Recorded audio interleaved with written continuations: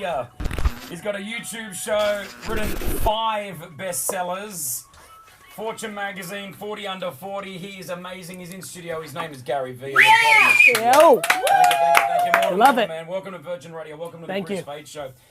What did you put your money into back in the day that people were like, what are you doing? And now, So back in 2007, I put almost all my money into Facebook and Twitter, and my financial advisors and all the old liquor store guys I knew, people were just ridiculing me. Why?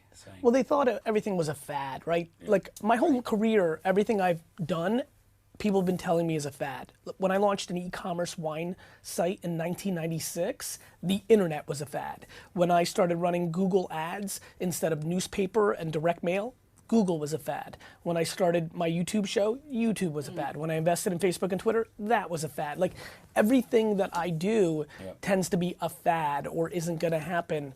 Usually when most conservative or people above or older or successful than me say something I'm doing is a fad, I've come to learn that's when I need to triple down. Okay, I get that. Makes sense. There's a couple of things I want to play for you right now. Number one, were you aware that there is a Filipino star called Gary V? Very much. Carl, can you come up? Yes. Carl, you're Filipino, Carl. Yeah. Carl, because he's huge. I said in studio the other day, I said, oh my gosh, we've got Gary V coming in. One of our presenters, Jay Sky, who's Filipino, she goes, oh my gosh, Gary Valenciano's coming in. And I went, who? He's a huge Filipino pop star. Is this guy? He's very big. Even when I showed my friends who's Gary V is, I said Google him. So Gary Valenciano comes up in Google instead of Gary Valenciano. I know that I saw his face when I first started having internet kind of notoriety. A lot of people, I mean, he would always show up. It would always be brought up. I think I've done a good job in the last 5 years. I've closed the gap. I've closed the gap. I have a lot of respect for him. I've listened to too much of his songs. We've got him on the phone right now. We don't. That'd be amazing, though. I was hoping. There's something else that I want to do with you. We were talking about our kids. You're a family man yes. as well. Just real quickly, again, I want that advice. Juggling the family and the business and the life. How hard is that? How do you make it easier? Is there a way? I think it's actually stunningly easy as long as you don't succumb to other people's opinions on how you should parent your children or the current state of what's politically correct. Mm-hmm. It gets very easy. Parenting comes very easy to me. I have great intent, but for example, there's a big Thanksgiving kind of recital in the morning for my kids this week. I'm gonna miss it because I'm here. Sure. I'm not happy about it, but I'm not crushed.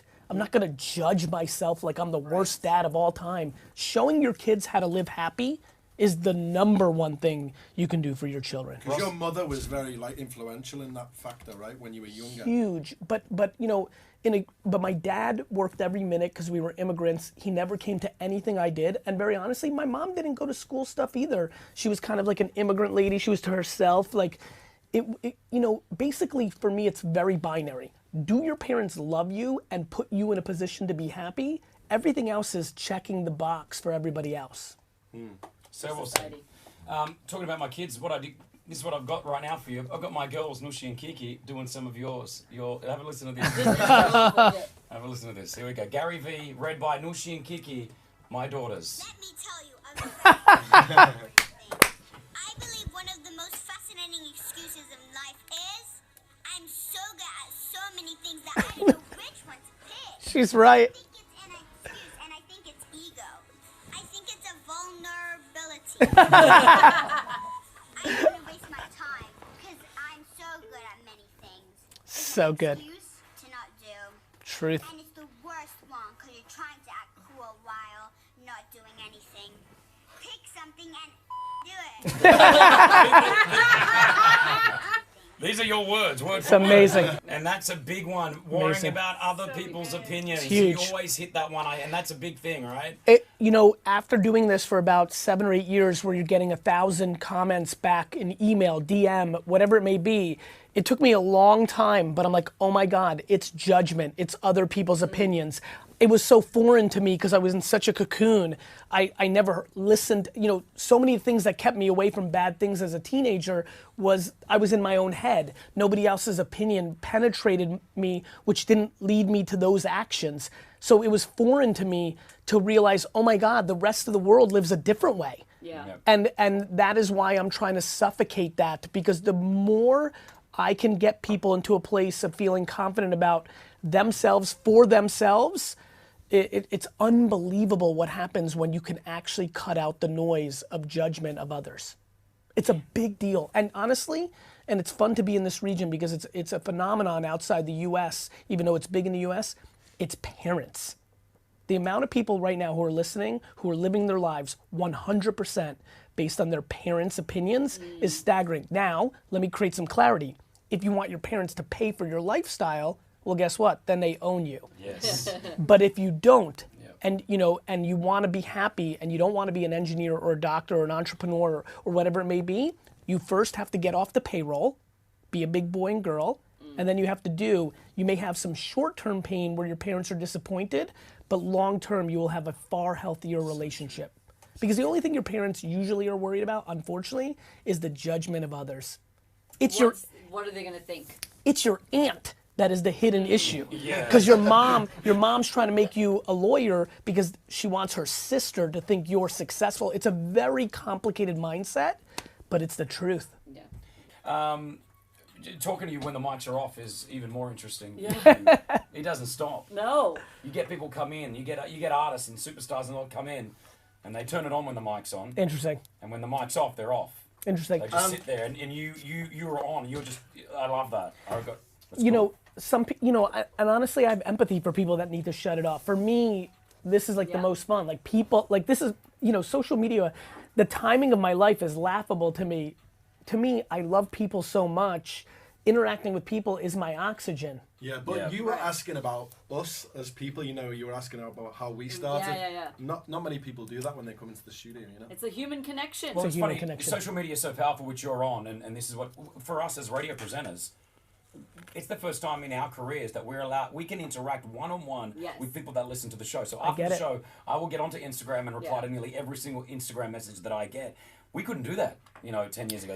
This is a new, even though radio is an old school platform, it's now new school for us. 100%. And it's really the origin of my career. When I was doing the wine show on YouTube, there wasn't that many people watching, but every single person that mentioned me or wine even on Twitter, I engaged with. And I used to do it for like 9-10 hours a day. And it's really how I built myself up. For everybody who's listening, who's trying to become an influencer. I was just going to ask, it's not just taking a nice picture from the frame. Right? It's also engaging with the 3 people that say the audacity of somebody who wants to become famous and they get 5 comments and they don't have time to say thank you. Yeah. I'm like, you're not going anywhere. I love that reply to the comments. In Studio 2, 3 people, listeners of this show, we put it out last week to ask Gary a question. I love this. We got close over 1,000 entries and I'm going to bring in Jeremy, Carl, and Emma. Please welcome to the studio. There's Gary V. Hey guys, hi. It's all right. Hi, so nice to meet you. How are you? How's Hey it brother, going? how are you? Yeah, good. I met this guy outside. He had Krispy Kreme and everything. How are you? Good to see you. How are you? Good on you guys. Congratulations on being here. I'm so glad that you listen to the show. Thank you so much. I'm going to bring Jeremy up first. Jeremy, if you can come up to the microphone over here. This is what a lot of people want. This one-on-one time with Gary V. Right? This is the moment for you. Right? This is. So yesterday I was listening to his podcast in the car thinking, I wonder if I met him, what would I ask him? Yeah. Now, 24 hours later, I'm sat in front of him or stood in front of him. Pretty so, cool. Quick question. Yes. We are actually launching an online travel agency today. Wow. After a year and a half of work, we're launching today. So the timing is unbelievable. What's the name of it? It's Kulu which means everything's cool in Arabic. Could you spell it for me? K-U-L-U. K-U-L-U. Yep. T-A-M-A-M.com. Okay, cool. It's a good start to the company. Great. So as part of the launch, we're trying to build the brand around an event, and we've signed with Emirates Holidays to be a official travel agent for the Asian Football Cup in January. Amazing. We're going to run a competition to win trips to the event. How do we boost that engagement with the contest with a very, very small budget? To me, it's all about Instagram DM. Right. It's about DMing people on Instagram, letting now not just trying to get them to build awareness for you, asking them, hey, this is what we're doing. What can I do for you? This is what's important to me. And just look at literally day by day. We were just talking about it. Day by day, in the trenches, 100, 1,000 people a day. I mean, in the beginning, when you're hungry to launch something, it should be hand-to-hand combat. But I think influencers are absolutely the underpriced media of today's world, and especially in this market when I look at it. And so just DMing 5,000, and I know that sounds daunting, but you know, it's just what you have to do in the beginning. 5,000 different people saying, we need awareness for this. What do you need? And then bartering. Yeah. Love that. Period. Great advice. Yeah. Great, awesome. Good luck with it. Good luck, my friend.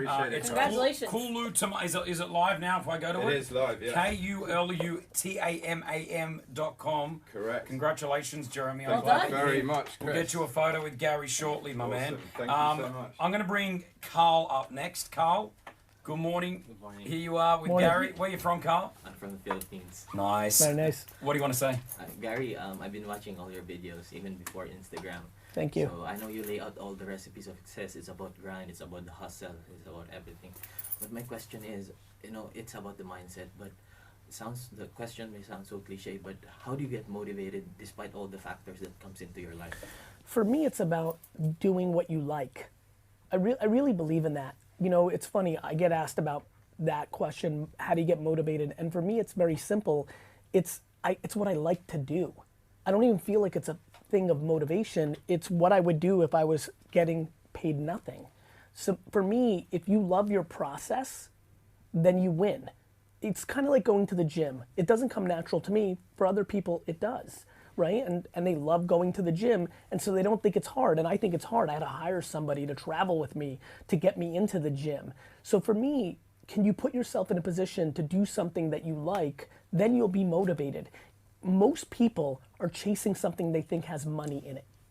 Cryptocurrency, influencer, startups, entrepreneurship, banking back in the day, whatever it might be, they chase the money, and then thus it's hard to get motivated because all they care about is the money or the success, not the 9 to 9, 7 to 7, 9 to 5 of every day. So for me, interacting with people, talking about business, running a business is what I love to do.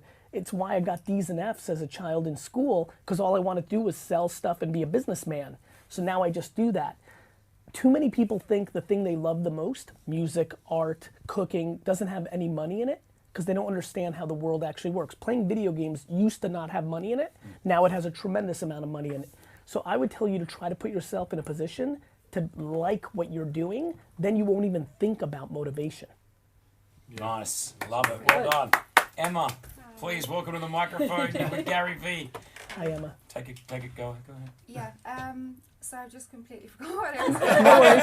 No worries. That's We're all here. right. Do you need a bit of We're here. time? No, We're here. that's fine, that's Okay. fine. So I've been running a business in Dubai for 6 years. It started up just something small to work around the kids.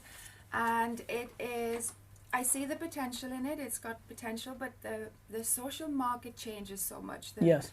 Everything's changing fast and it's hard to keep up with it. So I guess my question What was working for you when you say the social? Facebook. Okay, and now? No. Why? Organic or ads? The ads, I don't understand them. They change. It changes how it reaches the reach. When you run ads, it's about not only who you're targeting, but the biggest issue right now is people aren't making enough content. So you had an ad working that's not working. Yeah. You need to make new ads, lots of new ads, 50 videos, 50 pictures. You see where I'm going? Yeah, Facebook works better than ever. Yeah. Instagram ads work better than ever. The problem is most people have one picture or one ad or two that work. Then they keep running it. It stops working, and they think Facebook doesn't work anymore without realizing it's the ad that's not working anymore. Okay. Do you understand? It's as simple as that. Yeah. Emma, Light bulb you're going to moment, have some yeah. more time with And Gary. and Instagram influencers, like the Yeah. first answer, like I started that. Yeah. especially in this market. Gary V, you spent nearly an hour with us. Really appreciate your time. Thank you so much for joining us in studio this morning. Ladies and gentlemen, he's going to be at the Sharjah Entrepreneur Festival. Check him out, Gary V. Thank you, Well thank done. you, thank you.